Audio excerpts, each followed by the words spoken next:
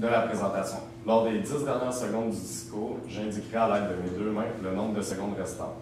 Une équipe n'ayant pas terminé sa présentation après 20 minutes se verra arrêtée afin de passer à la période de questions.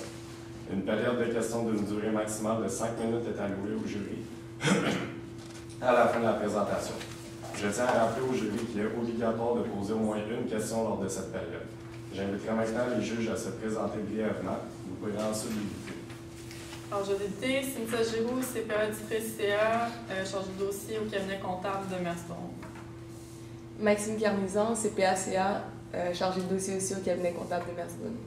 Adrien Tinaoui, CPA-CA, analyste financier chez Atrium Innovation.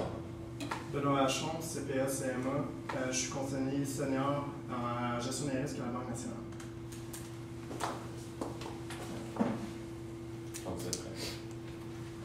Bonjour, M. Latreille. Tout d'abord, félicitations pour l'acquisition de 100% des parts de l'entreprise ABM, fournisseur d'espace, en 2016 avec votre conjoint. C'est vraiment un exploit d'avoir pu augmenter de 25 fois la valeur de cette entreprise-là. Donc ici, je suis fière d'être ici avec mes collègues du cabinet Demers Bond, donc mes collègues Aris Fiaz, Sabrina Larouche et moi-même, Cassia Lévy. Donc tout d'abord, un bref plan de la présentation. On a fait une analyse de l'entreprise et puis ensuite, on a analysé plusieurs options qui s'offrent à vous, dont vous nous avez demandé d'analyser. Ensuite, on a effectué la mise en œuvre de toutes les recommandations qu'on vous a effectuées. Puis finalement, on va retourner sur des éléments clés. Donc, pour qu'est-ce qui est notre mandat? Donc, notre mandat était d'analyser les différentes options stratégiques qui s'offrent à vous et d'identifier celles que vous devriez prioriser. Et toutes ces options-là sont pour la diversification de vos revenus. Donc, pour l'analyse interne, vous avez plusieurs forces défis auxquelles vous devez faire face. Donc, tout d'abord, vos forces. Vous êtes vraiment compétitive. En ce moment, vous gagnez vraiment tous les appels d'offres auxquels que vous appliquez. Donc, vous avez un monopole au Québec. Vous avez 90% des parts du marché des modules. Donc, vous êtes les seuls au Québec présentement à posséder une flotte de modules. Donc, pour qu'est-ce qui est des défis, présentement, vous avez un haut niveau d'endettement. Donc, on parle de 78% qui est majoritairement dû à l'amélioration de votre flotte. Et puis, présentement, vous avez un manque de diversification de vos revenus qui sont principalement institutionnels présentement, et c'est pourquoi vous avez fait appel à nous. Pour qu'est-ce qui est de l'analyse externe? Donc, présentement, en termes aussi de diversification des revenus, donc il y a beaucoup, on sait, de réfugiés, d'immigration, et il y a un boom de naissance présentement qui permet d'ouvrir le marché donc, à de nouvelles opportunités. Aussi, il y a plusieurs barrières à l'entrée pour les concurrents, donc c'est très difficile d'entrer un marché comme le vôtre, et c'est d'ailleurs pourquoi vous avez le monopole présentement. Pour qu'est-ce qui est des menaces, donc présentement, le financement est très difficile. Vous avez vraiment présentement plusieurs sources de financement. C'est très difficile d'aller en chercher du nouveau. Je vais enchaîner avec les facteurs clés de succès. Donc, dans votre industrie, c'est vraiment le prix de vente qui fait en sorte que vous allez chercher tous les contrats. Quand vous faites la soumission, vous êtes pris parce que votre prix est meilleur. Donc, c'est vraiment ça le facteur clé de succès de l'industrie. Ensuite, pour ce qui est des contraintes, le nombre de pieds carrés en ce moment, vos flottes, tous les pieds carrés sont déjà utilisés par des clients, donc vous ne pouvez plus aller chercher des clients supplémentaires. Au niveau des ratios aussi, il y a des ratios respectés au niveau des banques, donc ça c'est une contrainte importante à considérer. Puis le temps, comment ça fonctionne, vous pouvez faire des rénovations dans vos flottes, mais ça vous avez seulement la période d'été, étant donné que vos clients c'est des institutions d'école, des institutions scolaires. Donc ça, à ce niveau-là, vous avez seulement 8 semaines pour faire toutes les rénovations. Puis aussi la durée de vie, c'est en moyenne 6 ans. Donc, on vous avait donné l'opportunité d'analyser plusieurs options stratégiques. Donc, il y en a 5 en particulier. Donc, tout d'abord, vous parlez par l'acquisition d'une usine qui, en fait, est une acquisition d'entreprise. Vous voulez aussi augmenter la flotte, étant donné que vous avez des soumissions, vous voulez savoir si vous pouvez y répondre ou non. Ensuite, vous voulez savoir en termes de diversification de produits, donc est-ce que vous pouvez faire le développement, est-ce que vous pouvez vous lancer dans la recherche et le développement, puis finalement, est-ce que ça serait possible d'expandre vos activités en Ontario? De faire l'expansion, pardon. Donc, tout d'abord, je vais débuter avec la question de l'usine. Donc, présentement, vous vouliez qu'on évalue votre offre, l'offre que vous allez faire à l'entreprise.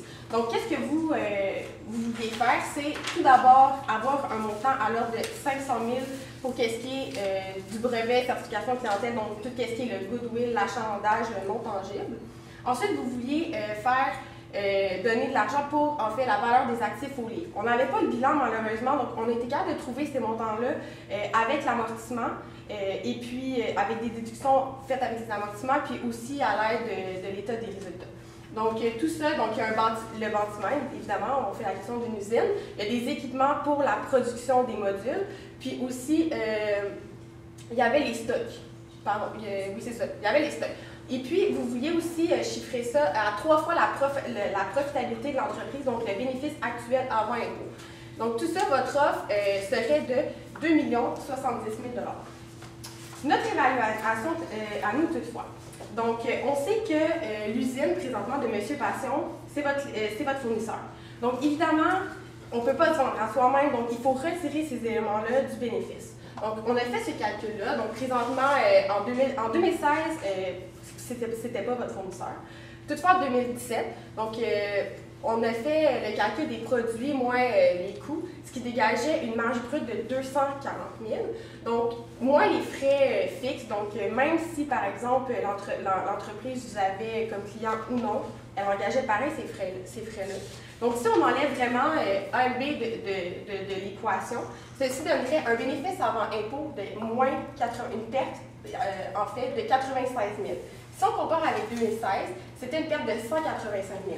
Donc oui, c'est négatif, mais toutefois, l'entreprise existe depuis 2016 et puis on voit qu'elle s'améliore. On sait aussi qu'une entreprise, à ses débuts, c'est vraiment difficile de faire des profits, donc il y a toujours des ajustements à faire. Donc voilà, donc elle s'est quand même améliorée de 48 %. Donc, on a refait les calculs, étant donné qu'on n'avait pas le bilan, comme je disais tout à l'heure, donc on ne pouvait pas, par exemple, calculer l'actif net, on n'avait pas les passifs de l'entreprise, donc on a pris un modèle similaire au vôtre. Donc, on a vraiment pris encore l'achalandage, la valeur des actifs. Toutefois, on a juste enlevé la profitabilité, étant donné que si on retire AMB de l'équation, il n'y a aucune profitabilité. Donc, notre suggestion pour une offre à l'usine de M. Passion est de 1,8 million. Toutefois, il faut faire attention, puisqu'on sait que M. Passion a investi un montant de l'ordre de 1,6 million de $ au début de son entreprise. Est-ce qu'il s'est remboursé? On ne sait pas. Comme je vous dis, présentement, il n'y a pas de bilan. Donc, pour qu'est-ce qui est de l'analyse qualitative de l'acquisition de cette usine-là, vous nous avez fait part, vous, la direction, que c'était vraiment nécessaire à la progression d'un MV. Donc, c'est vraiment quelque chose que vous devez faire pour avancer. Aussi, il y a une rareté de la main-d'œuvre dans la production des modules. Et puis, on sait que, présentement, l'usine a déjà un contrat avec des sous-traitants. Donc, ce problème-là est réglé. Aussi, elle a sa propre gamme de produits. Donc, vous œuvrez dans l'institutionnel, mais aussi, l'usine œuvre dans les modules de maison. Donc, ça vient aussi répondre à votre demande de diversifier vos revenus. Toutefois, il y a des inconvénients. Le contrat avec le sous-traitant vient à échéance dans 2 ans. Aussi, la rareté de la main-d'œuvre, c'est aussi un inconvénient, étant donné que si, par exemple, le sous-traitant, le contrat vient à terme, ne veut pas renouveler avec nous, ça va être très dur d'avoir une bonne main-d'œuvre.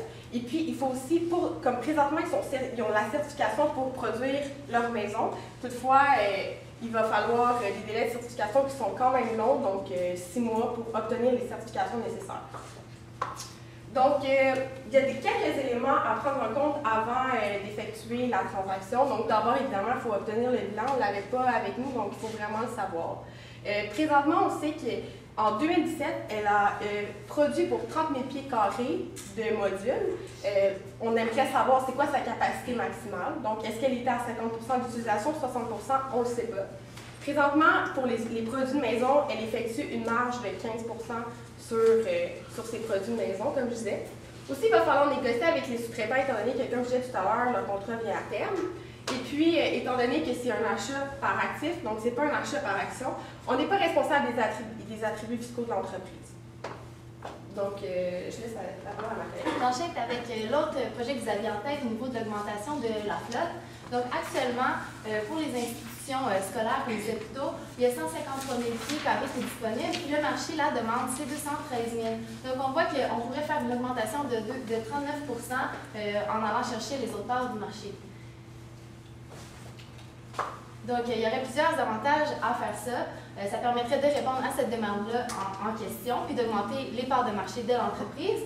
Cependant, il y a des investissements importants, donc il y aurait aussi un coût de renonciation. Si on fait ce projet-là, on doit peut-être renoncer à un autre projet, donc c'est à considérer.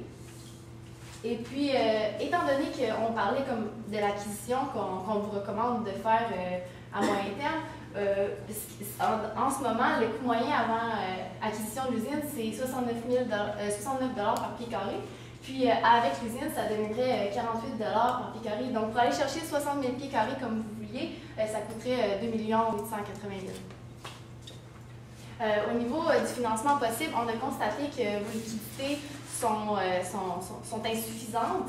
Donc la première chose à faire, ce serait vraiment de faire une consolidation des dettes ou bien de négocier les emprunts actuels. Parce qu'en ce moment, votre endettement est déjà de 78 %, la liquidité est de 0,2 et c'est en particulier à cause des prix à terme qui viennent à court terme.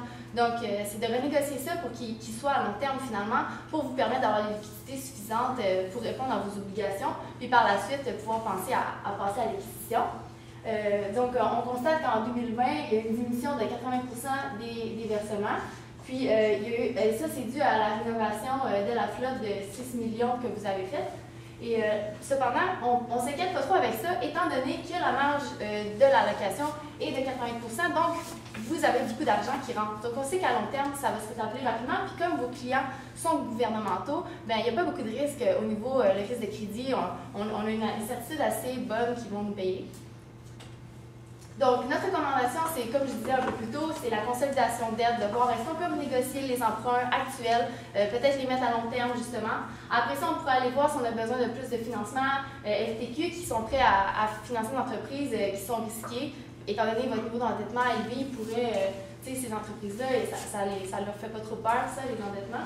Puis aussi, il y a l'émission d'obligations qui est possible. Puis au niveau de la Banque du Canada, c'est un prêteur de dernier recours, donc eux aussi seraient prêts malgré l'endettement, parce qu'étant donné que vos revenus sont très positifs à long terme. Parfait. Maintenant, je vais embarquer avec diversifier les revenus. Vous avez proposé plusieurs solutions qui seraient potentielles. Alors, j'aimerais commencer. Est-ce qu'on devrait développer des nouveaux produits ou pas? Alors, vous savez que présentement, le marché est en essor. Il y a plusieurs, comme on a dit dans les opportunités, il y a plusieurs possibilités qui vont se créer à nous. Alors, est-ce qu'on devrait utiliser les anciens produits qu'on ne peut plus utiliser malheureusement dans les universités, dans les milieux scolaires? Est-ce qu'on devrait les utiliser, par exemple, dans notre projet, par exemple, pour les personnes, pour les réfugiés, par exemple? Alors, qu'est-ce que cela permettrait de faire? Est-ce que ce serait rentable, premièrement, de le faire? On sait qu'il y aurait un coût de modification de 50 $. Par contre, on sait que ça nous donnerait un retour annuel de 21 $, qui est quand même très, très positif. Il y a aussi la possibilité, on a peut-être pensé de vendre les produits à la place de les louer. Ce serait peut-être des possibilités. Ça nous ferait une marge de 47 $ le pied carré, qui est quand même quelque chose de très, très positif, dû principalement à l'augmentation de la valeur. Alors, on sait que présentement, les actifs vaut 3 $. On met 50 $ en modification, d'où la marge. Mais si on décide de modifier en fait, présentement, vous avez déjà rénové une grosse portion de vos mobilos. On sait que présentement, sur 180 000, vous avez déjà rénové 100 000. Alors, il y a une possibilité de 80 000 pieds carrés qui serait disponible dans le futur, en réalité. Et si on décide de rénover 80 000, parce que les anciens modules vont arriver en expiration, ces modules-là vont nécessiter un investissement de 4 millions $ dans une certaine période de temps, dépendamment de la durée de vie restante des mobilos. Fait que tout ça, c'est des possibilités de faire. C'est un projet qui a des avantages et des inconvénients. Les principaux avantages, c'est surtout d'un point de vue développement durable, d'un point de vue pour l'image de l'entreprise. Pourquoi? Parce qu'on va réutiliser des vieux modules et principalement, ça va aussi un peu répondre à votre demande de diversifier la clientèle qui est présentement juste principalement de l'institutionnel et les institutionnels. Par contre, l'inconvénient majeur, c'est que ça crée des coûts additionnels et on a malheureusement présentement des problèmes de liquidité, alors ce projet ne serait pas nécessairement viable tout de suite. On vous en parlera un peu plus dans un instant. Il y a aussi la possibilité, est-ce qu'on devrait aller faire l'expansion vers l'Ontario? Alors présentement, vous êtes questionné un peu de savoir comment ça fonctionnerait d'un point de vue comptable. Je vais commencer par ça. Présentement, vous occupez principalement faire de la location de vos biens. Alors présentement, comment ça fonctionne? C'est que vous avez des produits, ce serait des loyers. Présentement, c'est vraiment des modules qui sont comptabilisés à titre d'immobilisation. Si ces modules sont destinés à la vente, on va changer la nature du bien. Alors ces modules-là, par contre, s'ils sont destinés à la vente, ils vont devoir être comptabilisés en tant que stock. Le produit de la vente va être la différence entre le prix vendu et le coût. Et bien sûr, on va devoir calculer un coût des marchandises vendues. C'est ça l'impact principal qu'il va y avoir dans les états financiers. Alors, comme je vous l'ai dit, il y a des avantages et des inconvénients de faire le projet d'aller expandre vers Ontario. Le principal avantage, c'est de chercher à diversifier vos revenus. Alors, ça va vous permettre de diversifier vos revenus et ça va aussi vous permettre d'aller acquérir un nouveau marché. On sait que présentement, vous avez 90% du marché québécois, du Québec. Alors, c'est sûr que ça pourrait être une opportunité. Cependant, l'inconvénient aussi, c'est que la compétition là-bas est quand même assez féroce et ce serait un changement d'approche des ventes. Alors, c'est un peu des inconvénients sur ce projet.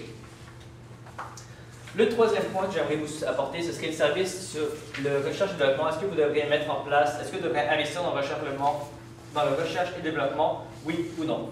Alors, l'avantage principal, c'est que ça vous permet d'aller mettre en avant l'innovation.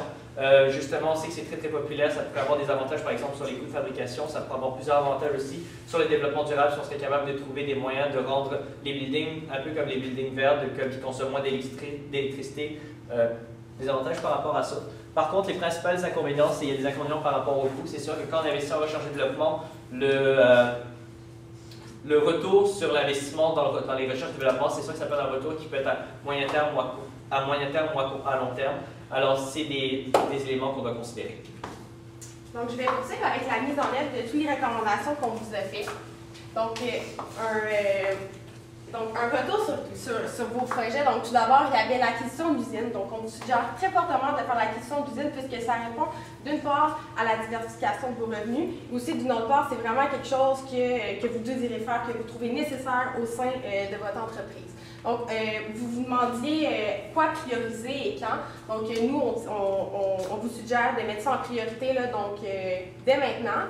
Et puis, combien, comme je disais tout à l'heure, un prix de 2 millions, de 2,07 millions. Toutefois, c'est toujours négociable avec M. Passion.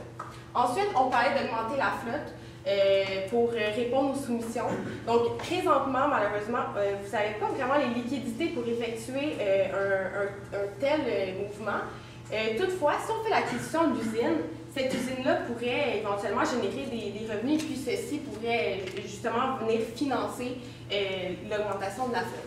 Ensuite, la réutilisation des vieux modèles, comme mon collègue le disait. Donc, présentement, c'est un investissement qui est très important, à l'ordre de 4 millions. Donc, c'est pour ça qu'on le priorise seulement à long terme. Puis l'expansion en Ontario, malheureusement, pour le moment, on n'en a pas pris en compte dans nos recommandations, étant donné que, premièrement, on ne pouvait pas vraiment chiffrer le coût de tout ceci. Donc, voici un échéancier. Toutefois, veuillez noter qu'il y a une toute petite coquille, étant donné que pour l'acquisition d'usine, on parlait d'un délai de 6 mois, donc pour l'acquisition des certifications, là, donc je vais vous en parler quand je vais faire l'échéancier. Donc, tout d'abord, qu'est-ce qui est vraiment important, c'est vraiment la consolidation de dette. On sait que votre liquidité est à 0,2, donc vous n'arrivez pas à payer, même avec vos prévisions, donc vous n'arrivez malheureusement pas à payer vos actifs, vos dettes, vos obligations à court terme avec vos actifs à long terme. À court terme, excusez-moi, je suis vraiment désolée. Donc, c'est vraiment important de faire la consolidation de dette. Donc, tout ce qui est le prêt à terme qui est présentement classé au passif, à court terme, va être à long terme. Donc, ça va vraiment venir améliorer la liquidité. Ensuite, on demande ça serait vraiment quelque chose de bien de faire un audit diligent de l'usine présentement, juste pour s'assurer que tout est en ordre dans cette entreprise-là, donc parce que vous faites quand même l'acquisition de l'usine. Donc, tout s'ensuit avec la négociation, évidemment, avec le propriétaire, qui est M. Passion. Puis, tout au long de l'année, ensuite, il va vraiment avoir un travail sur la synergie, l'intégration de l'usine, la négociation des contrats avec les fournisseurs. Là, donc, tout ça va prendre tout le restant de l'année. Donc, quelques indicateurs de performance pour vraiment venir mesurer si le projet d'usine fonctionne vraiment. Donc, premièrement, l'augmentation du bénéfice net. Donc, on sait que présentement, il y a une perte de 95 000 $. Donc, quand vous allez prendre l'usine en main, donc mesurer est-ce que le bénéfice augmente, est-ce que vous êtes plus capable de faire la gestion du prix de vente, la gestion des coûts, la gestion des coûts fixes, des coûts d'administration. Donc, ça, c'est un bon indicateur de performance. Ensuite, le nombre de pieds carrés construits. Donc, évidemment, il va vraiment falloir la capacité maximale de l'usine que vous allez avoir, évidemment, rendue à ce moment-là. Donc, combien vous faites la production de pieds construits. Et puis finalement, les nouveaux clients, étant donné que vous allez être totalement dans un nouveau domaine, donc l'usine est vraiment dans les modules de maison, donc ça devient vraiment diversifié et puis savoir que, dans le fond, les nouveaux clients qui s'ajoutent à votre liste actuelle. Parfait. Alors aujourd'hui, on vous a proposé quelques solutions de justement comment est-ce que vous pouvez diversifier vos revenus. Par contre, le point le plus important présentement que vous devez faire face, c'est vos problèmes de liquidité. Comme ma collègue, comme nous vous l'avons dit aujourd'hui, vos liquidités présentement ne sont pas suffisantes pour payer vos passifs à court terme. Alors, on vous a proposé des solutions par rapport à ça. Que ce soit par rapport à la consolidation des dettes, que ce soit par rapport à aller voir des moyens de financement d'autres que présents, que ce soit avec des capitales, qu'on sait que c'est quand même des capitales risquées avec des taux d'intérêt un peu plus élevés, cependant, on est dans cette situation-là. Ou sinon, ce serait d'aller voir la Banque du développement, la BDC, et on sait que c'est un prêteur de dernier recours, alors ça pourrait être une solution pour répondre à vos problèmes de liquidité. Si on a la possibilité, par la suite, on devrait aller vers la banque pour l'usine. Et cela va nous permettre de diversifier nos activités et ainsi de pouvoir répondre à la demande. Merci.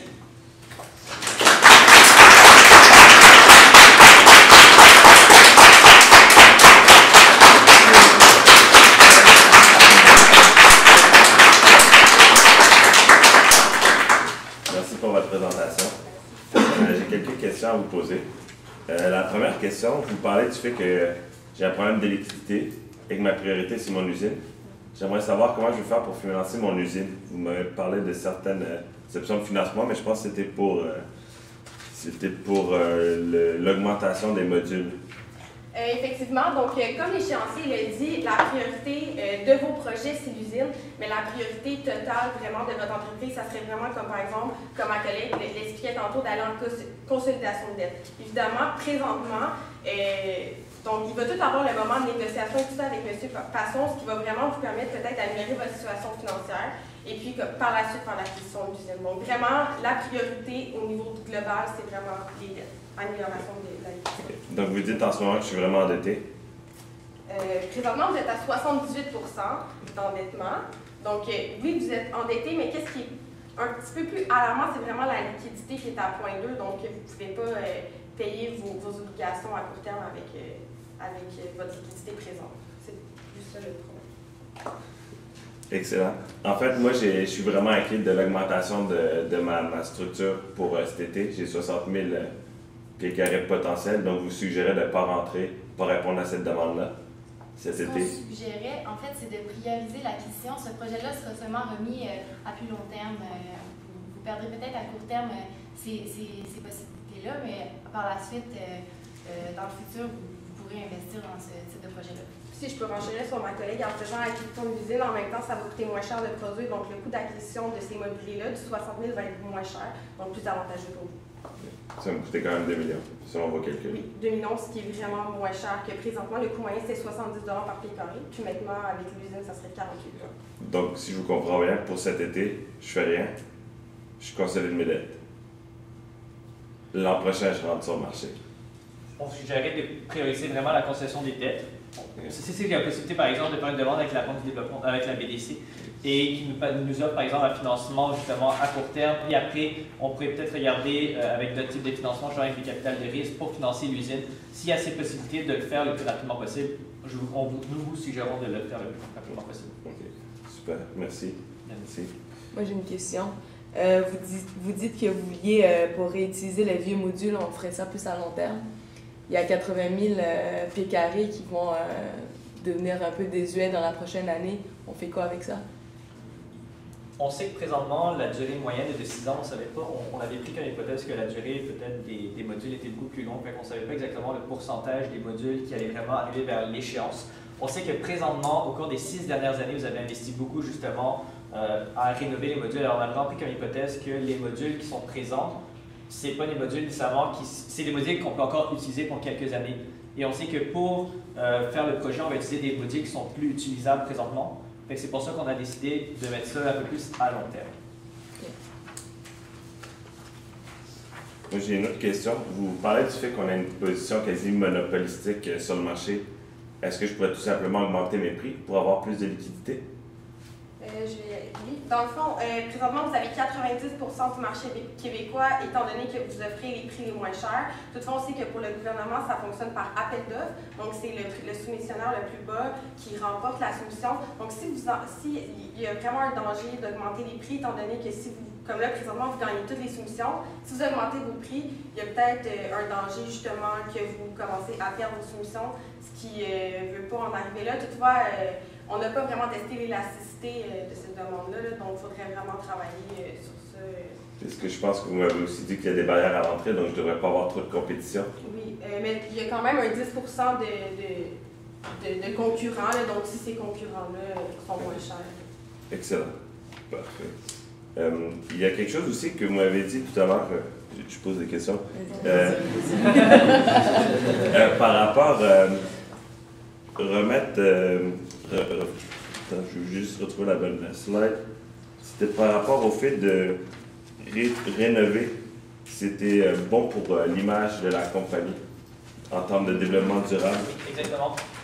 Ça veut dire quoi? Est-ce que vous pouvez dire pourquoi ce serait bon pour l'image de la compagnie? Parce que dans le fond, à place de démanteler les produits, on les recyclerait. Alors c'est pour ça que j'aimerais mettre ce point en avant. Dans le fond, c'est de réutiliser les biens et donner une seconde vie aux biens. C'est pour ça que ce serait vraiment bien perçu dans l'industrie, justement. Est-ce que ça me permettrait d'avoir plus de revenus? Il y a des crédits associés à ça, des crédits fiscaux, donc l'équipe de fiscalité pourrait peut-être plus répondre à votre question. Mais oui, il y a vraiment des avantages de faire ça. La période de questions est terminée.